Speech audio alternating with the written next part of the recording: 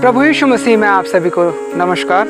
और आज प्रभु हमें सिखाता है, प्रभु यीशु मसीह सिखाते हैं कि परीक्षा के घड़ी में, यानी कि परीक्षा जब हमारे जीवन में आता है तो हमको क्या करना चाहिए। क्योंकि प्रभु यीशु मसीह के जीवन में परीक्षा आया।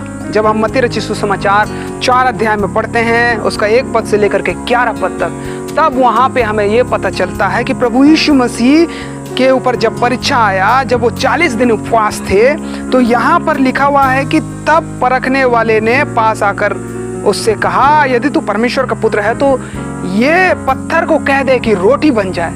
वो चैलेंज करने लगा।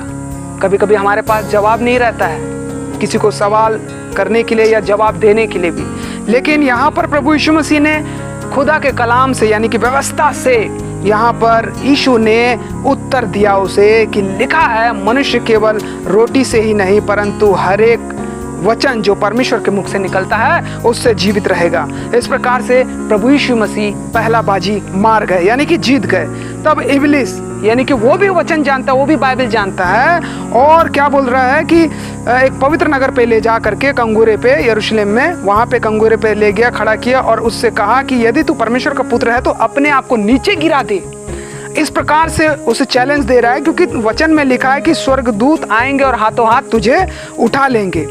और यहाँ पर फिर प्रभु यीशु मसीह ने फिर कहा कि यह भी लिखा है कि तू परमेश्वर अपने पिता की कभी भी परीक्षा मत लेना, अपने परमेश्वर पिता की कभी भी परीक्षा मत लेना। तो इब्लिस क्या करता है, वहाँ हार गया। फिर उसके बाद हम यहाँ पर देखते हैं, इब्लिस उससे एक बहुत ऊंचे पहाड़ पर ले जाता है और सारे संसार का राज भाव दिखाता है, सब जगह हर चीज वो दिखाता है। और यहाँ पे कहता है कि यदि तू मुझे गिर करके प्रणाम करेगा तो ये सारा संसार का वैभव और ऐश्वर्य मैं तुझे दूंगा। लेकिन प्रभु यीशु मसीह यहाँ कहते हैं कि लिखा है कि सिर्फ और सिर्फ तू परमेश्वर अपने पिता को प्रणाम करना और किसी की उपासना मत करना। हमको सिर्फ परमेश्वर की उपासना करना है, हमें सिर्फ परमेश्वर को प्रणाम करना है और किसी के आगे नहीं झुकना है। ये बात लिखा हुआ है। तब शैतान उसके पास से चला गया, क्योंकि उसने उसे ऑर्डर दिया कि चले जा।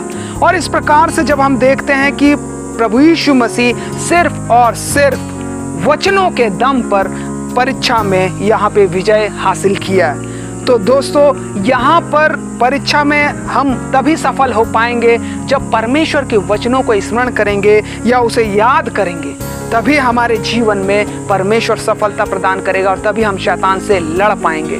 तो आज हमें प्रभु यीशु मसीह यह सिखाए कि अगर हमें परीक्षा में पास होना है तो परमेश्वर के वचनों को याद करना है और उस पर चलना है। तो आज के लिए इतना ही। इसी प्रकार से हम आपके लिए डेली का परमेश्वर का वचन लाएंगे। आप हमारे चैनल को सब्सक्राइब करें, लाइक करें, शेयर करें। परमेश्वर आप सभी को आशीष दे।